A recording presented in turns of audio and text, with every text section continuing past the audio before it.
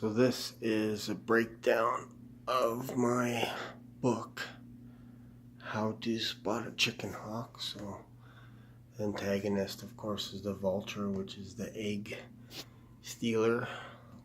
Egg represents ideas, of course.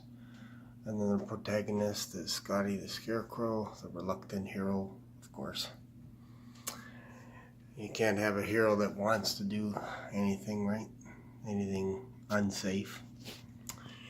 In Act 1, we have the protagonist meets the owl, the dove, self-doubt.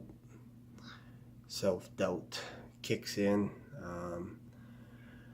Scotty doesn't necessarily believe the owl or the dove, and the antagonist, which is the vulture, which eventually steals Scotty's egg. Oops, ouch. Which means that is the end of Act 1, and it takes our hero in a different direction. So he meets the ostrich, and then ends up meeting the bat. A little bit of conflict happening there, and then he makes a promise to the bat. The bat wants revenge on the vulture, so somehow Scotty convinces the bat that he will bring the vulture to him so he can enact his revenge. And then along the way they meet the woodpecker, and things go down from there. Friends desert, of course. Phil and Bubba, they leave Scotty and head back to the village. Gets too unsafe for them. What else there? Oh, and then of course Scotty meets the penguin, represents the publisher, the book publisher. So that means that Scotty's character begins to rise to the occasion. This is Act 3, the resolution.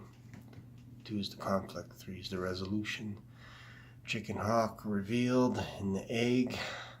Scotty's egg gets cracked, and that's where the chicken hawk is. He actually helps Scotty, rescues his egg, plus other eggs, to return back to the village, because here the vulture steals eggs from the village. So anybody else that has any ideas, the vulture does that. So Scotty actually rescues his own egg plus the others, tricks the vulture to head back to this cavern, and that's basically the vulture has to deal with the bat, and the vulture fight. I'm not sure if the vulture gets killed or captured by the bat, but the bat is another villain, another antagonist, but it's lesser than the vulture.